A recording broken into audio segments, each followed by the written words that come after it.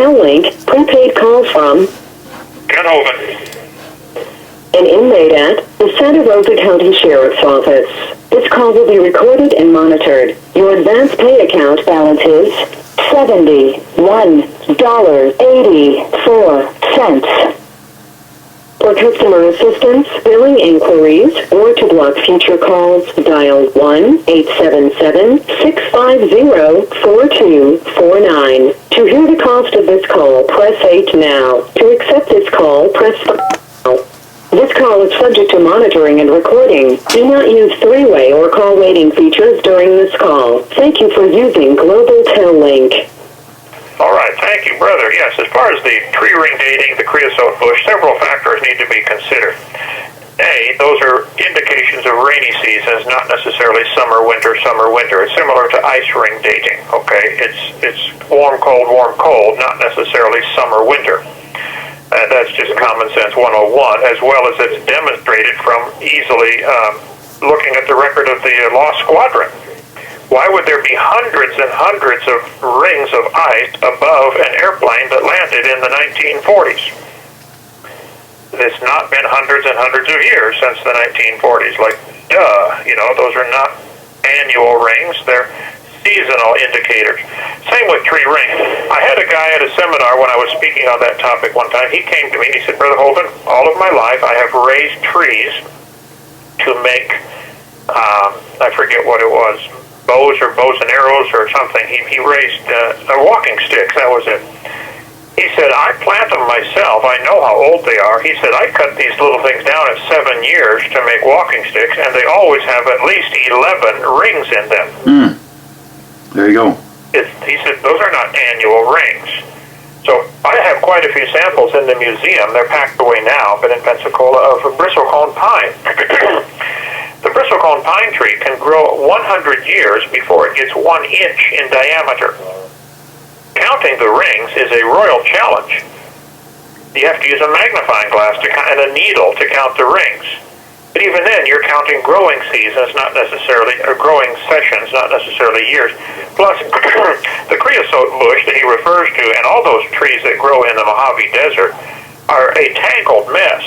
They grow and twist and turn, and branches grow into each other and overlap, and it is not a simple science. And there have been plenty of articles written on the problems of tree ring dating, both by creationists and by evolutionists. So, fourthly, whatever number we're on here, many bushes and trees could have easily survived Noah's flood.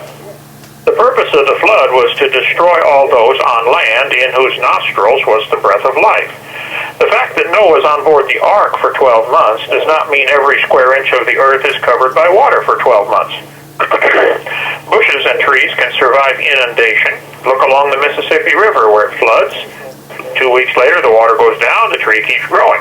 Every river and creek has that. Trees along the edge that have to survive periods of being inundated. And they do.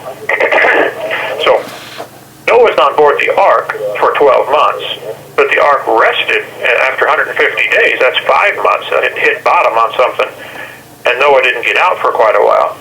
But just read the story, Genesis 7 and the first half of chapter 8. The idea of trees or bushes or even whole forests surviving the flood is perfectly fine. The purpose of the flood was not to kill the fish, though a lot of them died. It was not to kill the plants, though a lot of them died and became coal. The purpose was clearly stated in Genesis 7. All those in whose nostrils is the breath of life on dry land. Trees don't have nostrils. They're not animals. They're not alive on dry land. So it's just common sense 101. So the bush indeed may have been one of those that survived the flood. I don't know.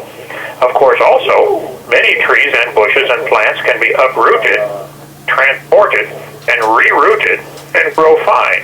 You can go to Walmart or Home Depot and buy bushes right now. So it's very possible that some things were uprooted during the flood and then settled back in the nice soft sediments and kept growing. So they could be 1,000 years old, or 60. This call is from the Santa Rosa County Sheriff's Office. They could have lived from the creation. Plus, you have to consider, when God first made the trees, Adam and Eve were 0 years old, and yet they looked full grown. Were the trees also full-grown, including rings in them, when God first made them on days, whenever the trees were made, day 4 or 5? Probably. The tree rings is what adds the strength. It's the laminate effect. Soft ring, hard ring, soft ring, hard ring. Makes it laminated like plywood so that it's strong and yet flexible.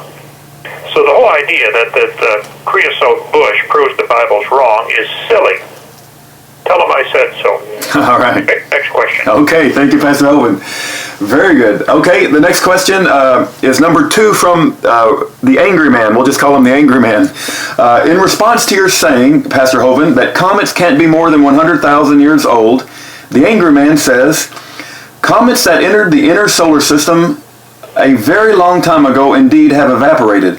However, new comets enter the solar system from time to time. The Oort cloud, the Oort cloud and Kuiper belt hold many comets deep in space beyond the orbit of Neptune, where they do not evaporate. Occasionally, gravitational perturbations from other comets bump one of them into a highly elliptical orbit, which causes it to go near the sun and begin evaporating.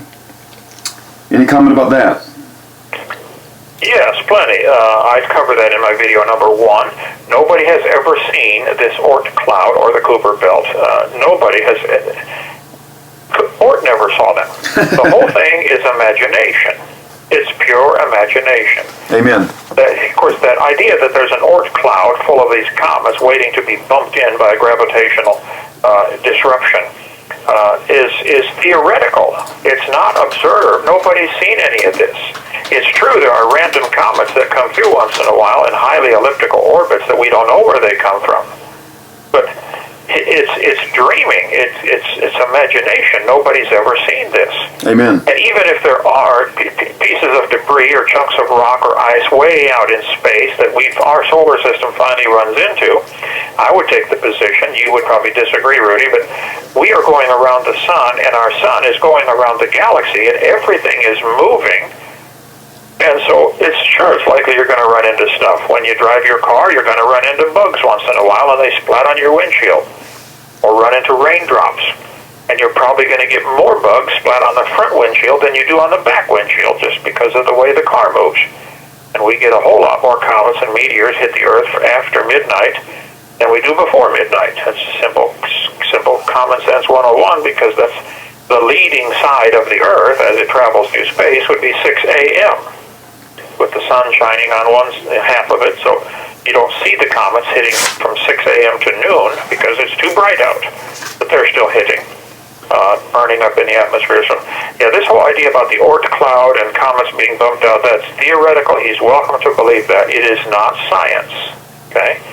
And even then, that would not answer the question of where did they come from? Who created them? And how could you know they were more than X number of years old? How do you know the age of this? It's true that comets burn up in our solar system and have a short life expectancy, and so I was exactly correct when I covered that. But even if there are some new ones that randomly come in from some other outside source that we don't know where they come from, how would you know the age of that? That still doesn't prove more than 6,000 years. So tell him he's wrong. Amen, amen. Okay. Amen. No, thank you, Pastor Hovind. And just to share as well, there's a video done by Dr. Philip Stott on this silly imaginary Oort cloud as well. And this call is from the Santa Rosa County Sheriff's Office. For people that want to look that up on YouTube in conjunction with what you just said, that aligns very well. Dr. Philip Stott discusses the scientific, and scientific is in quotation marks, Oort cloud. So very good, very good. Okay, number 3.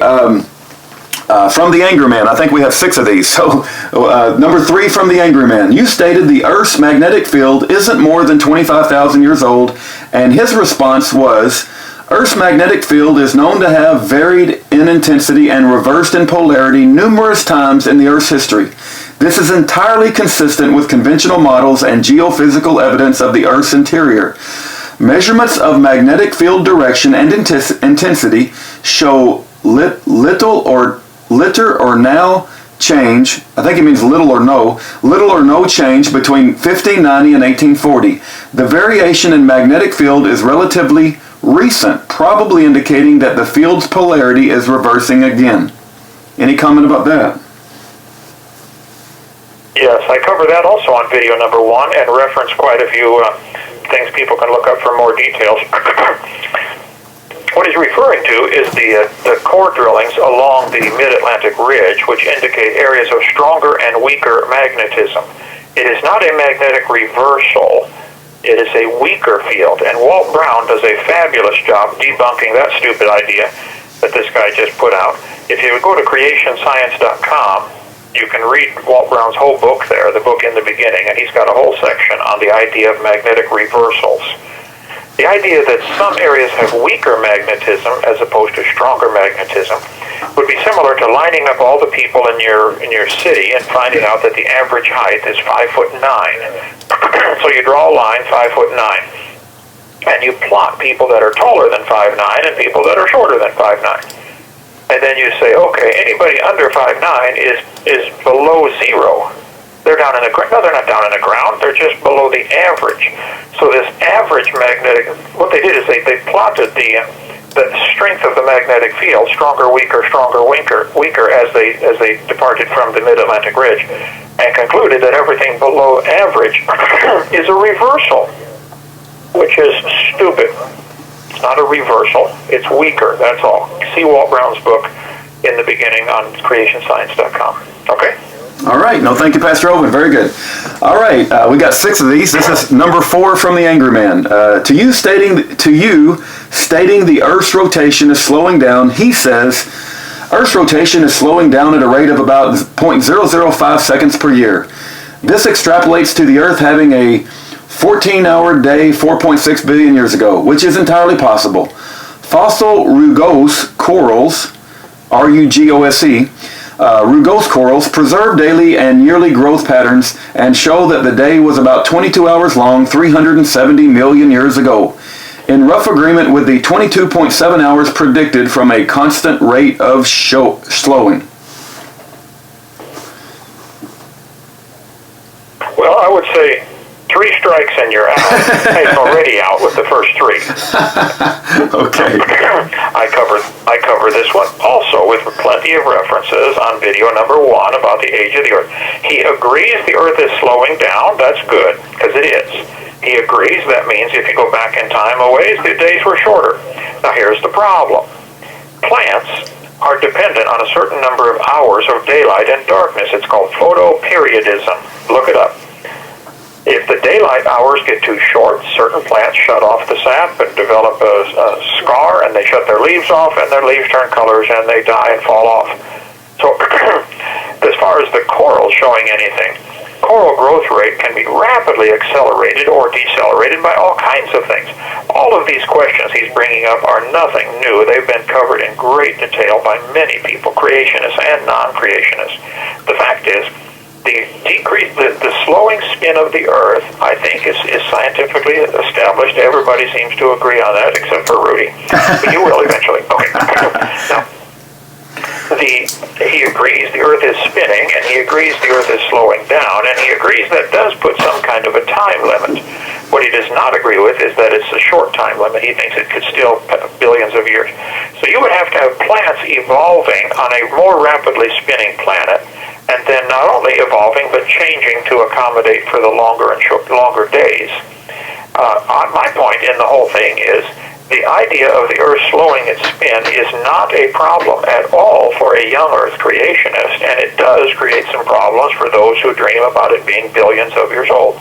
So I stand right where I stood before. The Earth, 6,000-year-old Earth, is not a problem based on the evidence of the slowing spin, and it may be a problem for his position that it's 4.6 billion years old.